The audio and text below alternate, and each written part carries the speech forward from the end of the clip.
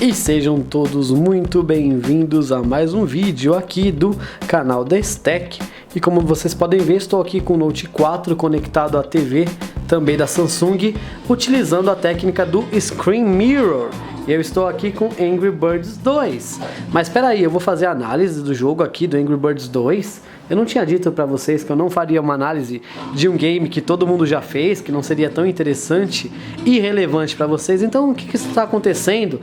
Por que o Angry Birds está aqui e por que eu estou analisando ele? Na realidade, hoje eu começo um novo quadro aqui no canal da Stack. É um projeto novo, então esse é o episódio 0 desse quadro, que eu vou chamar de episódio 1 na numeração, mas ele é o episódio piloto. E o novo quadro é Aprendendo com os Videogames. É um quadro em que, para trazer mais conteúdo acadêmico e didático para vocês, eu vou utilizar construções de games, gameplays e desenvolvimento de jogos para ensinar alguns conteúdos como história, geografia, matemática, química, física e tudo mais, de uma forma bem legal e divertida, porque eu acho que matemática é uma coisa, por exemplo, fascinante, a física também.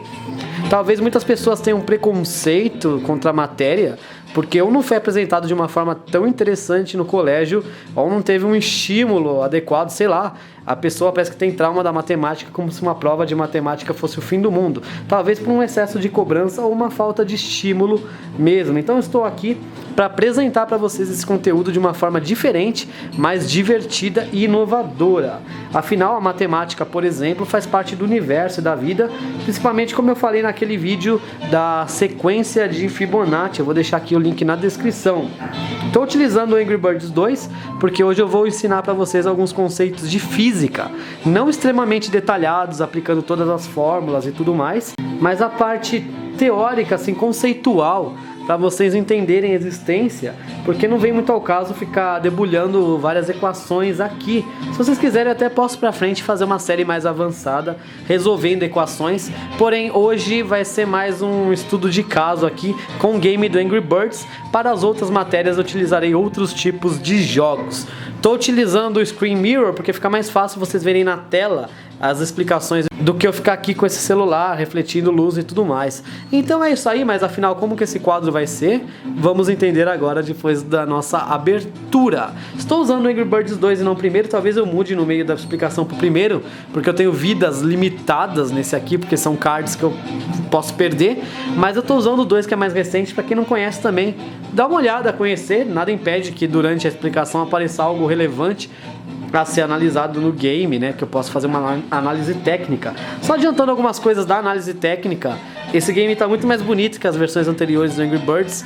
Os cenários são muito mais detalhados, ele tem aquele sistema de planos de fundo que lembram muito o jogo Jetpack Royale que eu mostrei ontem.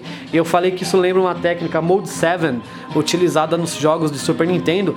Porém, só para deixar bem claro, não é Mode 7 que eles estão usando. Mode 7 é quando você tem essa aplicação de escalonamento no fundo para gerar um 3D. Aí é só uma múltipla camada em perspectiva mesmo, tá? Não é o Mode 7, mas lembra. Então a gente vê uma profundidade de campo muito legal aqui, um cuidado com o cenário, como por exemplo essas bandeirinhas aqui em primeiro plano desfocadas, e o fundo mais focado, esses detalhes de confete e essa mudança de iluminação que tem, ó, de uma passagem de fase a outra, ó.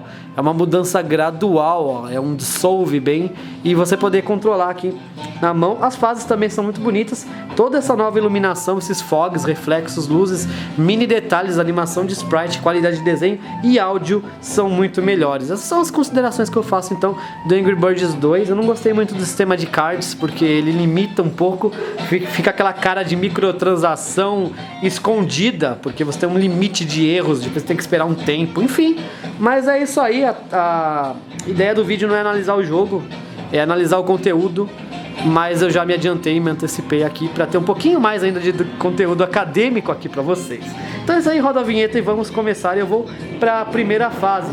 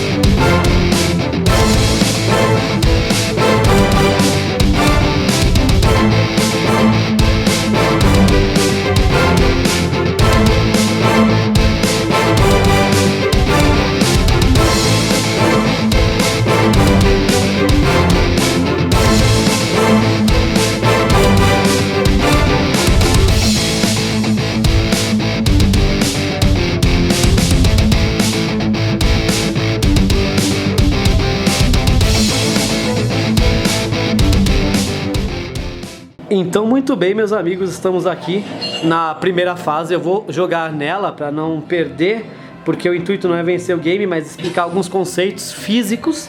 E hoje eu vou falar de energia. O que é energia, afinal? De um modo geral, ela pode ser definida como uma capacidade de você realizar um trabalho ou o resultado de um trabalho mesmo, o resultado da realização de um trabalho. Primeiramente, quando a gente fala de energia, é interessante eu falar que tem dois tipos de energia: a energia potencial e a energia cinética. O que é energia potencial? É o tipo de energia que um corpo ele armazena quando ele está a uma certa distância de um referencial de atração gravitacional ou ele está associado a uma mola.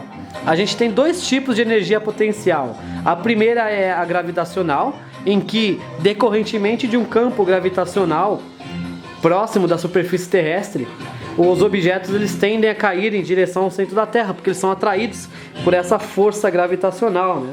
O movimento é possível porque tem uma energia guardada que esse corpo possuía lá numa altura específica, e essa energia que estava guardada é chamada de potencial gravitacional, calculada pela fórmula matemática energia potencial é igual a mgh, sendo que o EP, né, de energia potencial, faz uma referência à própria energia, o M é a massa, que pelo padrão de medição internacional é dada em quilograma, o G é a aceleração gravitacional, dada em metros por segundo ao quadrado, e H é a altura, que é dado em metros, né? M.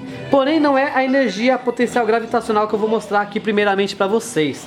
Eu vou mostrar a energia potencial elástica. Sim, porque aqui no Angry Birds, ó, nós temos um elástico que dispara os pássaros. Ó. Por exemplo, ó, fiz um disparo agora, bem ruim, por sinal, que eu não queria ter feito, mas enfim, ó, disparei ruim e ganhei a fase, que legal.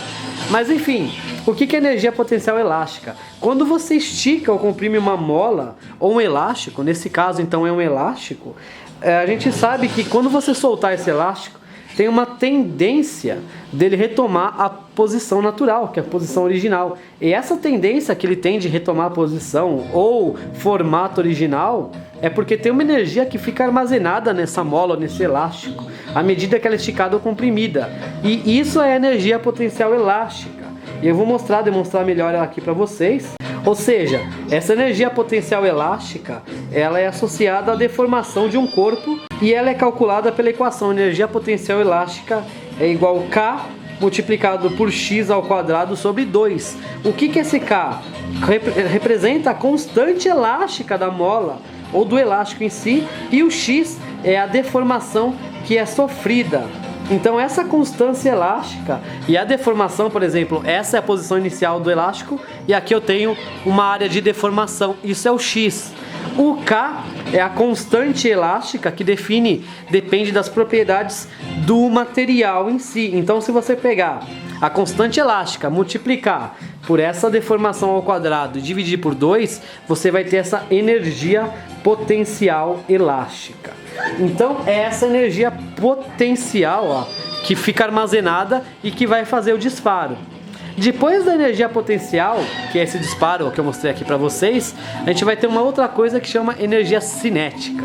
E essa energia cinética é a energia que o corpo adquire quando ele está em movimento. Ela depende de dois fatores: da massa do objeto e da velocidade do corpo em movimento. Então a energia cinética ela é calculada por mv² sobre 2, sendo m a massa e v a velocidade do corpo. Fora isso, a gente tem uma coisa que chama energia mecânica, que a energia mecânica então ela corresponde a todas as formas de energia relacionadas com o movimento dos corpos ou a capacidade de colocar ele em movimento, né? Uma parte de tirar do estado de inércia ou realizar a deformação. E aí existe uma conservação de energia.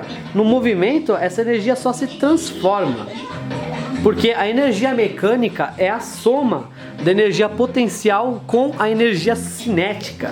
E visto que ela é a soma, e essa energia mecânica ela é uma constante pela conservação, se você está aumentando a energia potencial, você está diminuindo a cinética.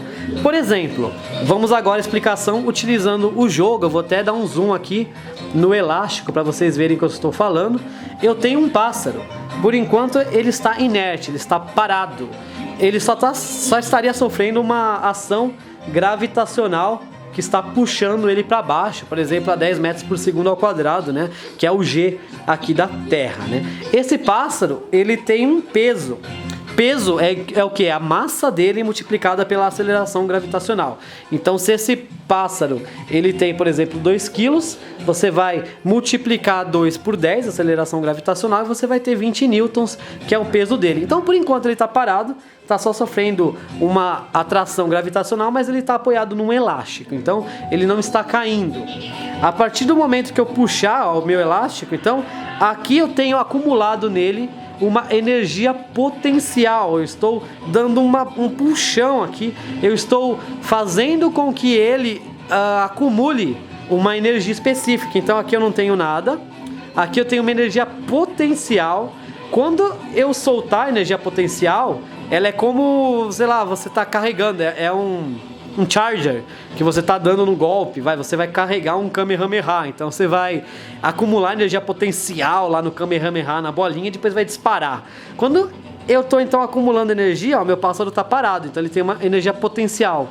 Quando eu soltar, essa energia potencial ela vai gradativamente se transformar em energia cinética, porque agora ele está em movimento, então para isso vai ser aplicada a segunda equação. Então energia potencial, vou soltar, energia cinética. Conforme ele faz o trajeto, a energia potencial ela vai diminuindo e a energia cinética ela vai aumentando, porque a soma de energia potencial mais cinética é energia mecânica. Como ela é constante, então se você tem sempre a resultante da mecânica aqui no trajeto, o potencial diminui e a cinética aumenta. Então agora eu não tenho energia nenhuma, energia potencial, vou soltar energia cinética. E a soma das duas, então, dá na energia mecânica. Lembrando que eu estou falando da energia potencial elástica, porque eu estou falando de um elástico. Se fosse algo referente a um objeto caindo, vamos supor que esse pássaro ele esteja em uma queda livre vertical. Quando ele estiver caindo, ele vai ter lá em cima uma energia potencial acumulada. Ele não vai ter energia cinética, porque ele subiu, caiu lá, potencial, e agora ele vai virar cinética. Carreguei energia potencial, solto, ela se transforma em cinética. Quando ele chega lá em cima, ela vai virando potencial, e quando ela cai, ela vira cinética de novo. Então, quando você tem um corpo em queda livre, então, energia potencial, cinética, vai transformando potencial e vai fazendo cinética de novo. Então, quando você tem um corpo em queda livre, lá em cima ele tem energia potencial gravitacional acumulada, porque não tem um elástico puxando. Então, a energia da gravidade que está acumulada, porque está puxando ele para baixo, né? Conforme ele vai caindo, essa energia potencial gravitacional ela vai diminuindo e a energia cinética vai aumentando, porque ele vai adquirindo uma aceleração e mais movimento. E a soma das duas dá constante da energia mecânica. Então, só para resumir, energia potencial e energia cinética. E a soma das duas resulta na energia mecânica. Beleza, essa foi o primeiro termo da aula de hoje, energia potencial e energia cinética. O próximo assunto é o movimento oblíquo. Mas afinal de contas, o que é um movimento oblíquo? O movimento oblíquo ele é em parte vertical e em parte horizontal. Por exemplo, se você arremessar o pássaro com elástico, em parte ele vai se locomover verticalmente, porque ele vai subir e descer. Em outra parte, então ele sobe e desce, vertical. Em outra parte, o movimento horizontal. Então, quando você tem a combinação desse movimento vertical mais esse vetor horizontal, se você fizer nesse pássaro uma ação para cima e para o lado, você vai ter este movimento oblíquo. Então, aqui no caso, estou fazendo uma ação para cima, para ele subir, e vou fazer uma ação para o lado direito, que é a ação que o elástico ele vai fazer com que ele solte. Então, para cima, direita. Então, vocês podem ver que ele fez um movimento oblíquo. E com esses fundamentos do movimento vertical, a gente sabe que quando a resistência do ar ela é desprezada, o corpo ele sofre apenas a aceleração da gravidade. Então aqui eu não estou falando de nenhum atrito dele com o ar, só estou considerando uma ação gravitacional. Então esse pássaro, quando eu fizer um movimento oblíquo, ele vai se deslocar para frente em uma trajetória que vai até uma altura máxima e depois ele volta a descer. Então eu solto o pássaro, ele vai se deslocar para frente para ele subir até uma altura máxima e depois ele volta a descer. Isso daí faz uma trajetória parabolóica. Como que eu desenho uma parábola? Então, em parte ela é vertical, em parte horizontal. Então, se vocês olharem, esse movimento dele é uma paraboloica, uma parábola, ó. Ele foi lançado para o lado, subiu até uma altura máxima, chegou na altura máxima, então ele fez aqui, ó, subiu e desceu. Só que enquanto ele estava subindo e descendo, ele estava indo para o lado também, uma ação horizontal mais uma ação vertical. Então ele sobe, chega e desce. Aqui é a altura máxima dele. Para a gente estudar esse movimento, a gente pode considerar o movimento oblíquo, então, como uma resultante entre esse movimento vertical, que é o Y, e esse movimento horizontal, que é o X. Na direção vertical, o corpo ele vai realizar um movimento uniformemente variado, porque ele vai ter uma velocidade, depois aqui, quando ele chegar aqui em cima, a velocidade é 0, e ele começa a ter uma velocidade, porém, de queda. E na direção horizontal, esse pássaro ele vai realizar um movimento uniforme com a velocidade inicial igual a V0x, enquanto a desse aqui na vertical é V0y. Durante essa subida dele, a gente pode notar que a velocidade vertical vai diminuir até chegar a um ponto de altura máxima, onde Vy é igual a 0. A velocidade y lá em cima vai ser 0. E daí ele desce aumentando a velocidade. Olha, ele tem a velocidade, chega aqui ele parou, velocidade parou. Então V0, né? V0y, Vy, daí ela para e ele começa a cair novamente uma aceleração. E o alcance máximo, ou seja, esse alcance aqui, é a distância entre o ponto do lançamento, que é esse aqui, e o ponto da queda do corpo, ou seja, onde o y voltou a ser 0. Então quando ele cai aqui, o pássaro ele para novamente. Então a distância entre o lançamento e onde o Vy voltou a ser 0 é a velocidade, o alcance máximo. Para você calcular esse movimento oblíquo uniformemente variado, a gente tem que decompor esse V0, né, que é esse resultante aqui, com os componentes necessários, com alguns fundamentos da trigonometria. Então, para você calcular esse trajeto, você vai ter que trabalhar com um vetor vertical e um vetor horizontal, um y e o x, que é a decomposição desse resultante aqui, desse ângulo que a gente chama de θ, que é o que ele foi lançado. Então tem um ângulo aqui que difere, né? Dependendo do ângulo que eu lançar, que é o ângulo θ, eu vou ter um alcance máximo maior ou menor e uma altura máxima maior ou menor também. E aí vai depender o quê? De qual que é a minha intenção.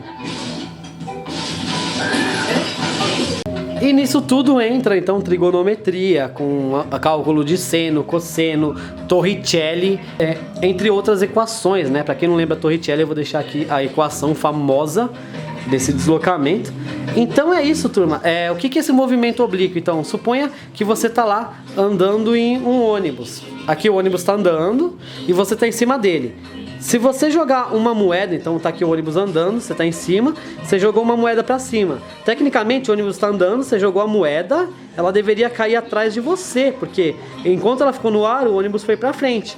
Por que então quando você está num ônibus e joga uma moeda para cima, ela cai exatamente na sua mão? Porque embora você fez uma ação vertical na moeda, como o ônibus já estava no deslocamento horizontal, é como se essa moeda ela fosse lançada como esse pássaro aqui. Enquanto você lança ela verticalmente para cima, o ônibus estava andando horizontalmente. Então a resultante dessa ação vertical e horizontal forma esse movimento oblíquo uniformemente variado, que faz a moeda fazer todo um trajeto e cair de volta na sua mão. Então é isso, turma. Esse foi o primeiro episódio aqui da nossa nova série Aprendendo com os Jogos. Porque, por exemplo, para fazer Angry Bird, você tem muita informação. Você tem que saber movimento oblíquo uniformemente variado, energia potencial, energia cinética, energia mecânica, calcular a força G gravitacional, simular o peso e a massa de cada um dos pássaros, a parte de resistências de cada material que ele vai colidir. Por exemplo, vai ter maior resistência se ele colidir com gelo ou com a madeira e tudo mais, entre outras coisas. Esse foi o primeiro episódio, então, nosso episódio piloto dessa série educativa que busca agregar um pouquinho mais de conhecimento e informação para vocês. Espero que eu tenha deixado um pouquinho mais claro esses conceitos de energia potencial, energia cinética, energia mecânica e movimento oblíquo uniformemente variado. Então é isso aí, turma. Muito obrigado por tudo. A gente pede sempre a contribuição ao canal, curtindo os vídeos, se inscrevendo. Deixem aqui nos comentários sugestões sobre outras coisas que vocês querem saber que eu possa ensinar por meio de jogos como astronomia, geografia, história, matemática, física, química, biologia e tudo mais, que a gente vai fazer essa série especial para você, principalmente você estudante do ensino médio, pessoa mais nova ou que vai fazer vestibular, Enem e tudo mais, né? Afinal, a ESTEC é a faculdade no YouTube, mas faculdades são para as pessoas mais velhas, então para os mais novos, lógico que os assuntos de faculdade interessam, mas se você precisar de uma ajudinha aí na sua escola, dá um toque que a gente vai fazer esse vídeo aqui para você. Então a gente pede ajuda curtindo o vídeo, nos seguindo, compartilhando, escrevendo nas redes sociais. Obrigado a todos por tudo e até a próxima aqui na sua escola e faculdade no YouTube. E pedimos sempre que deem aquela contribuição ao canal, se inscrevendo, curtindo o vídeo e deixando seu like. Procure na playlist pelos vídeos para você ver os conteúdos com maior organização e nos siga sempre nas redes sociais. Deixe sempre nos comentários suas sugestões e recomendações, porque esse programa é personalizado e faremos um conteúdo com a sua cara.